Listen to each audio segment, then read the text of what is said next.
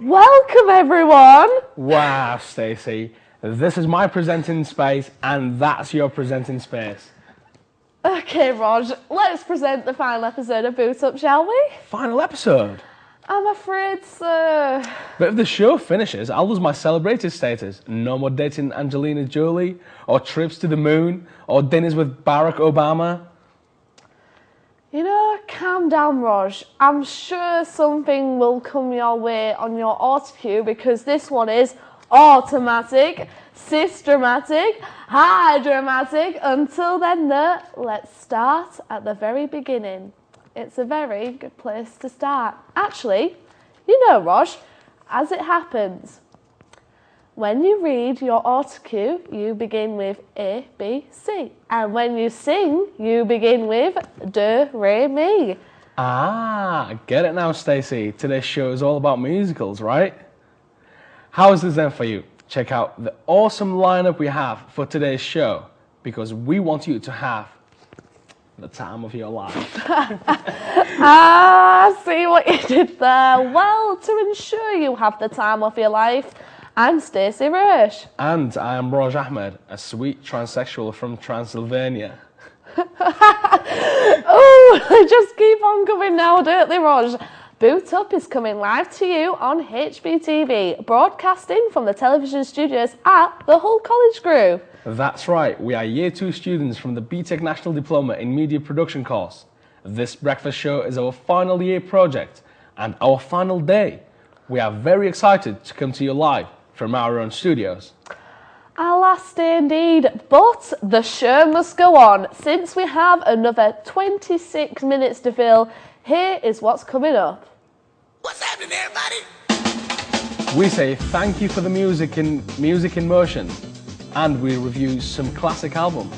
That's before we get derailed by model trains in Hip-to-be Square. Then we check out some awesome deals for students with NUS and Club 14 to 16 in Hints for Skins. And we learn even more about the 13th floor with the film's director and executive producer, plus the worldwide, galaxy-wide, universe-wide premiere of the theatrical trailer for the film itself. Could we really have a better show than this? Only if we had a flying car coming across the studio. Well, that's true, but that had to go due to cutbacks. Isn't that his day for life? I think we should celebrate with some tunes. You know what? We really should. Here's Music Immersion.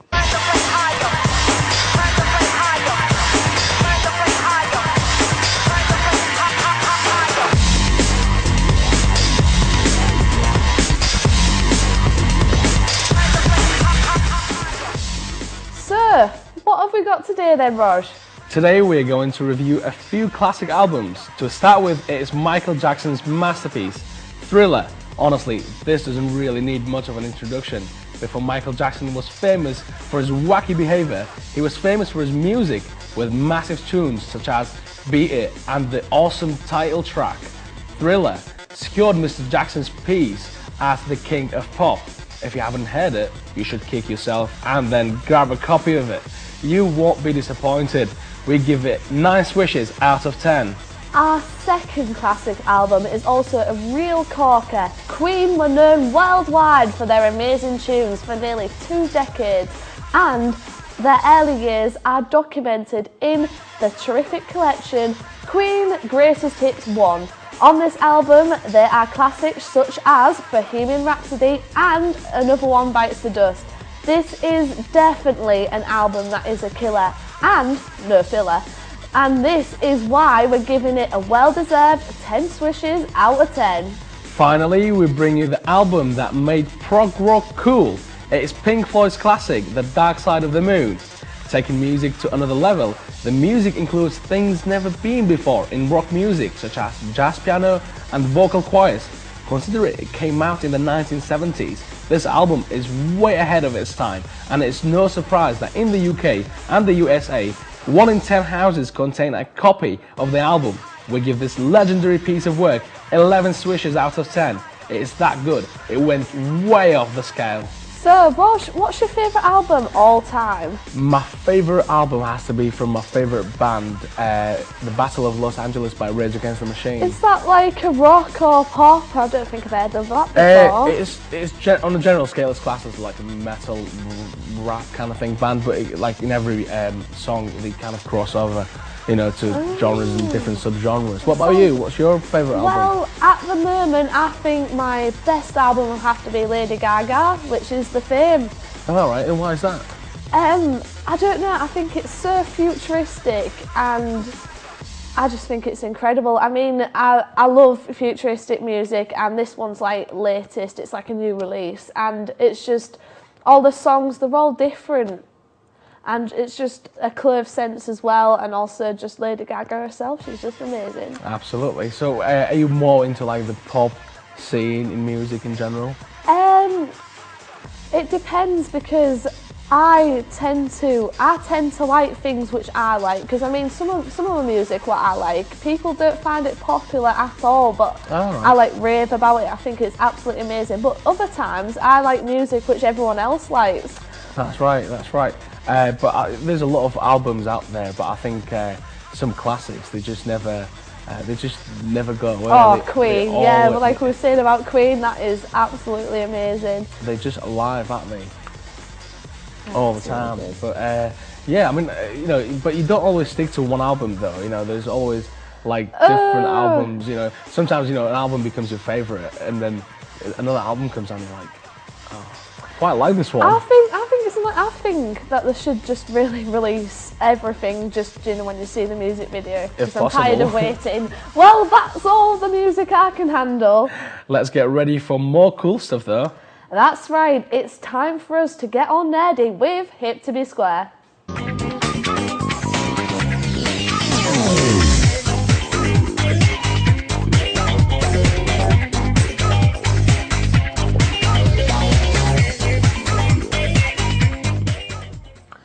So, the Trekkers' last stop on their mission is the model shop on Ferrens Way, Hull. What do they sell?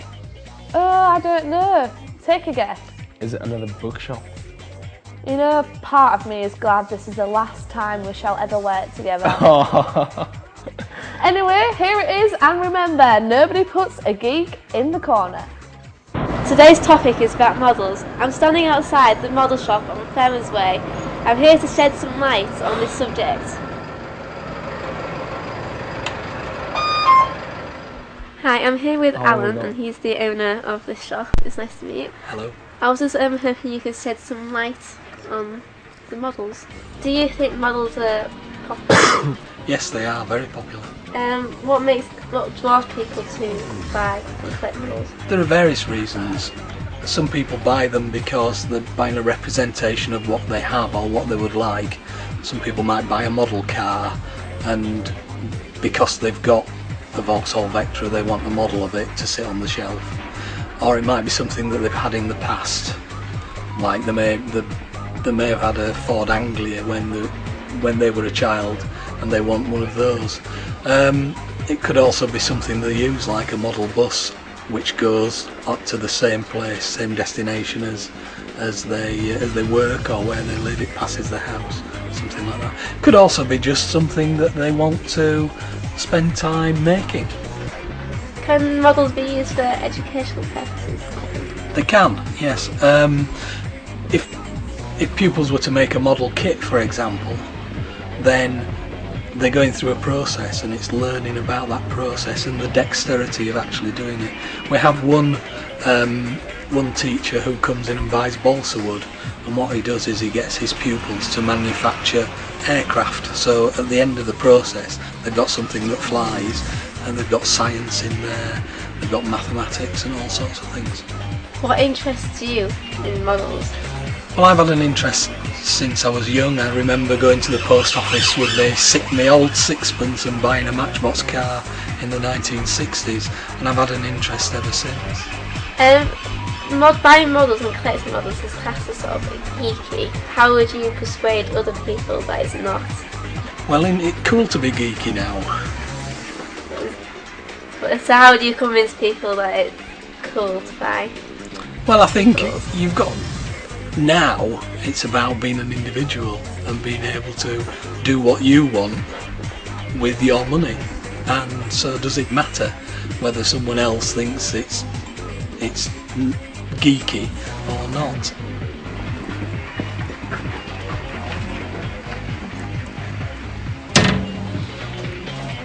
Here's a local bus. That's a model bus of one that passes the shop every day of the week. And there are lots of people in Hull and around the world actually who will collect that. It's a limited edition. There are only maybe 1,500 ever been made, and they won't make another one. So those 1,500 sell out, and that's the end of it. And people collect it, as I said before, for various reasons, but often because it's something that's familiar to them, or something, you know, they may have been at university here and remember it from those times. So have you sold a lot of? We sell a lot. In fact, we also do our own models so that people can only buy them from us, and it draws more people into the shop, and it gives us a bigger profile nationwide and in fact worldwide because of the web. So how does this represent sort of the local area? Well, this is an East Yorkshire Motor Services model bus. It's a bus that actually travels around this area. And this is a special one because it represents a particular livery that they did, because the company was 80 years old 2 years ago. So it was done by the company as a special livery, and then a model has been made of it, and that makes it a bit more popular as well. I've just found out that models can be interesting and why they are not geeky. I hope this has shed some light on this subject, as it has for me. And remember, it is not geek, it's geek chic. So, are you interested in checking out those models, Raj? Well, the only models I like are the female variety, Stacey.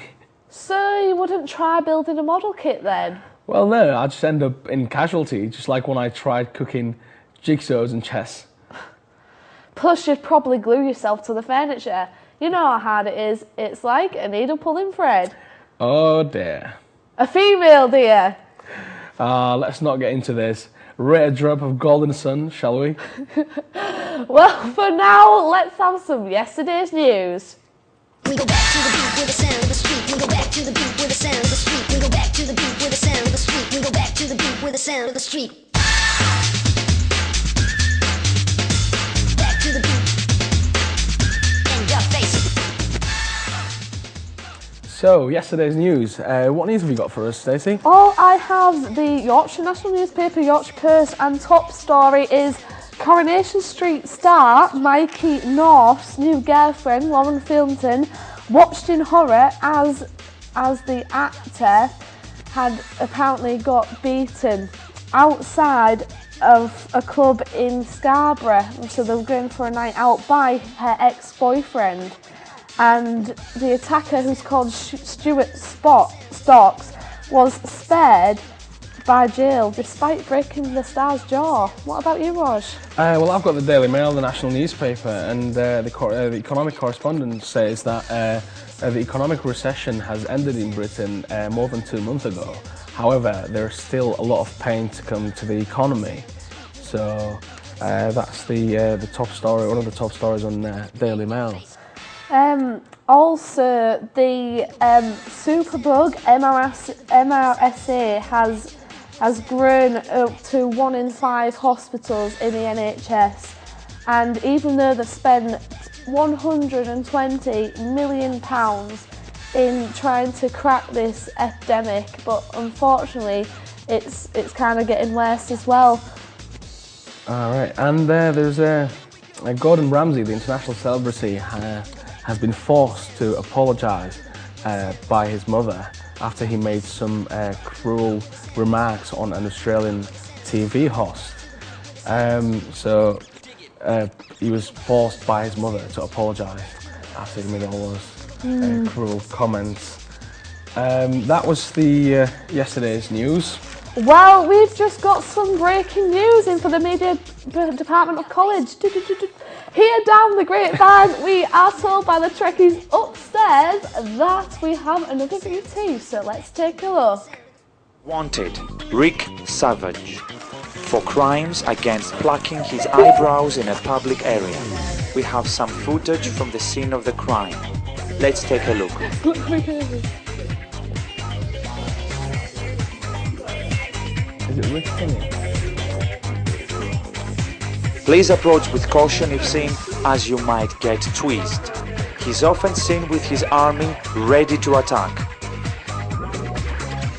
If anyone finds Rick and delivers him at the HPTV headquarters, the tweezers from the scene of the crime will be given to you.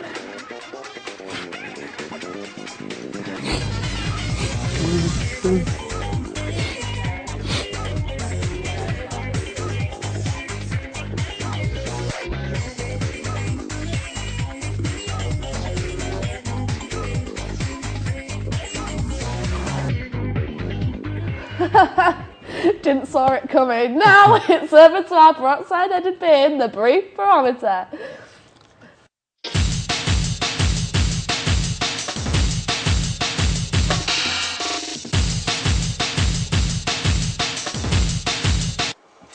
Can't bothered anymore. We finally went to it, Stacey. Yeah, he's probably gone on holiday with that big fat wage he's getting. Now for the rest of us who can't even afford a trip to the theatre, here's some hints for Skins.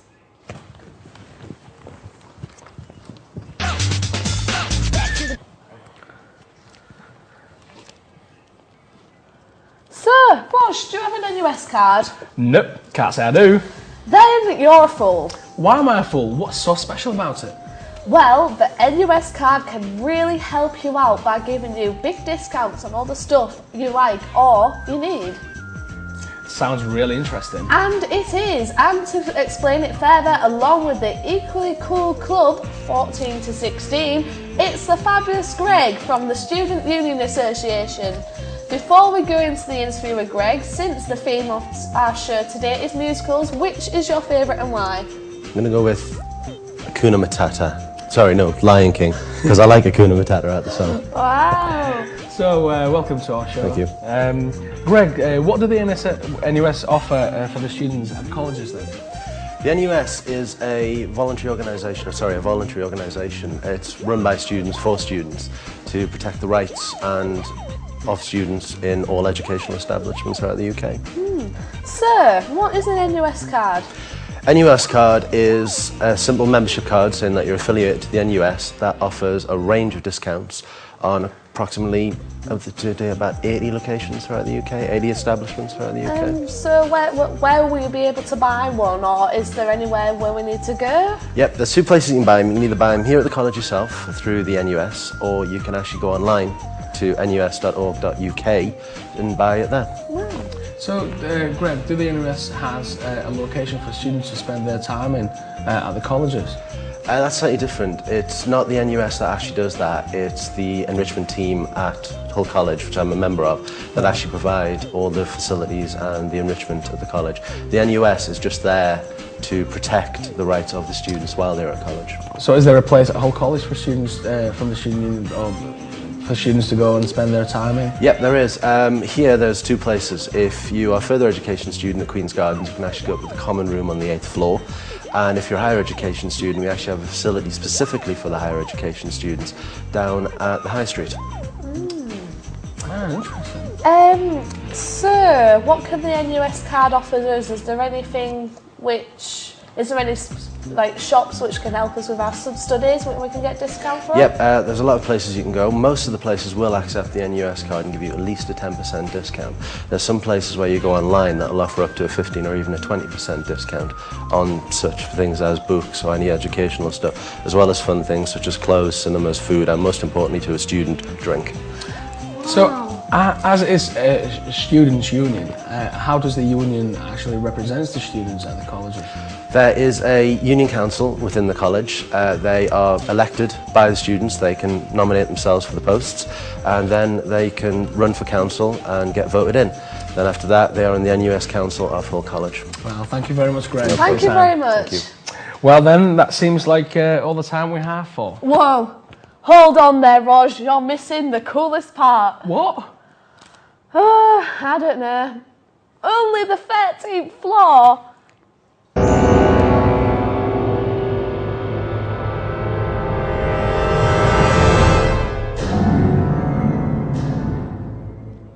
I can't believe it. Today's a big day. Yep, we're going to show you the super duper extra exclusive trailer for the film. First though, we spoke to the executive producer, Alexios Gatzias, and director Rick Savage about their experiences with the film. Hello, and I'm Terry, and I'm going to do a short interview with the 13th Floor director and executive producers. Right, so what was your production roles on the 13th Floor? I was the director for the 13th Floor. I was the executive producer. What did your job roles exactly entail during filming and editing 13th Floor? Mine as an executive producer is responsible for the overall creative and production management of the film. That goes from the planning, the sorting out of the sets, linking with the scriptwriter, with the music people, with actors, and basically was an overall manager's job. So it wasn't really strictly executive producer, it was actually going towards production management as well. As a director, I was more in control of the creative aspect of the film. In pre-production, I was largely responsible for getting the script into shape, adapting it a little bit from its original form and working about the various things I had to do. And then during production, I did an average director's job where we make sure like everyone's in places, give the actors motivation, things like that. And then in post-production, I was just involved in editing and all the other post-production stuff like sound design. Even the little things like music and sound effects and stuff, we wanted everything to have the same sort of feel, so we'd sit down and we'd discuss, and we eventually decided on a sort of Hitchcockian suspense sort of thing. Yes. So that was reflected in the editing and in the music that we used and in the sound design that's going on now as well. So, what challenges did you face while directing such a big production? That's for Rick. Working with actors was a strange thing for me, because everything else that I've ever done, if I needed someone to be on camera, you'd do it yourself, or you'd get somebody that you know just to come in and just do something like that. But with actors, you've got to give them the motivation. You've got to make sure that they're into the scene. I had a couple do a and couple I think this times. is where it's important, where our casting director Terry was quite good, because not only took over the process of auditioning the actors, but also she was there with them throughout the shoot, and then naturally the co-executive producer Ross Collier as well naturally was adding certain, comic moments, if you like, where we actually the group needed to just release some tension. Now the 13th Floor film is nearly finished, apart from colour correction and sorting the sound out. What's the next step publicity-wise? What we want to do, because everybody involved, they realize making a project like this is arguably well beyond the level of studying all of your making. So I think we wanted to actually do the extra legwork, and believe there's going to be a lot of it, where we're going to design a DVD menu with loads of extras, and all of this will accumulate in actually having a screening where we hope on Hull Screen, and there is going to be a big premiere, if you like, or premiere, depending which way you're going, and we're going to show videos and audio products from other media students from level 1, level 2, level 3, and this film is going to be the pièce de résistance in a way, and hopefully, providing that we do have funds available, but we're all looking for sponsors at the moment, we can actually give the DVD to people who come. Please, Rosh. Please, Rosh. Can I have some more? You can indeed, Stacey. Yes. Let's get ready for the exclusive trailer in 10, 9, hashed, Epta! Aye, enough of that. Roll the V2, will ya?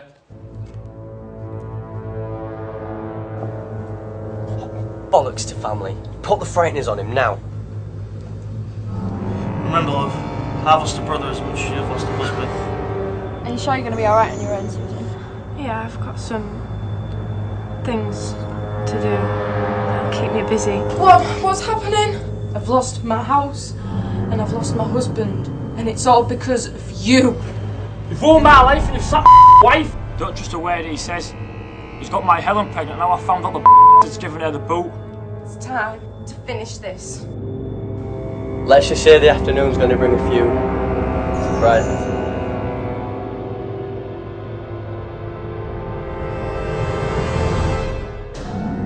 I've got to say that was definitely worth the wait. Definitely.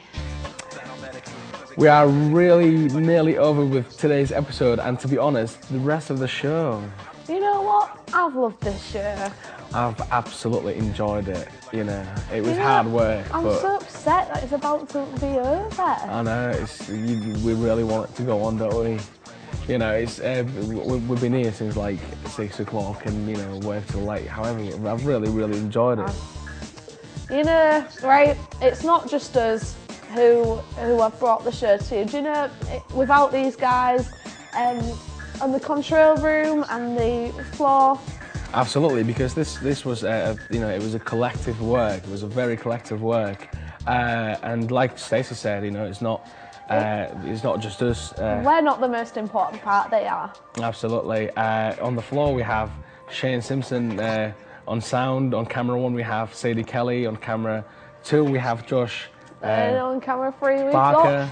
And on camera 3 we've got Loz, Lauren Percy, and the floor manager.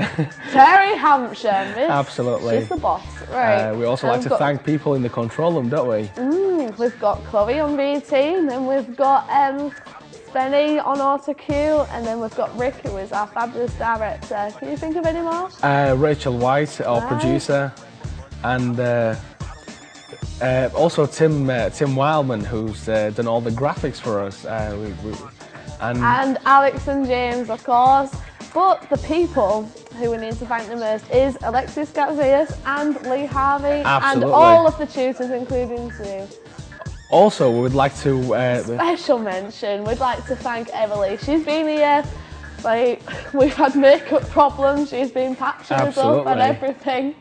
Emily Brooks have been sorting us out in the morning, you know. And Jason, of course, our runner, getting us water. Jason ECA has been very helpful. So, I can't believe it. I've enjoyed every single last minute of it, I assure you. I do, absolutely. If I've learned one thing this week, though, it is that fame cost. And it has been here because it's been paid with sweat. And Roj Ahmed carried a watermelon. You've been watching Boot Up. You know what, guys? Thanks for watching. So long, farewell, auf Wiedersehen, goodbye. Bye. I can't escape it. I can't escape it. I can't escape it. I can't escape it.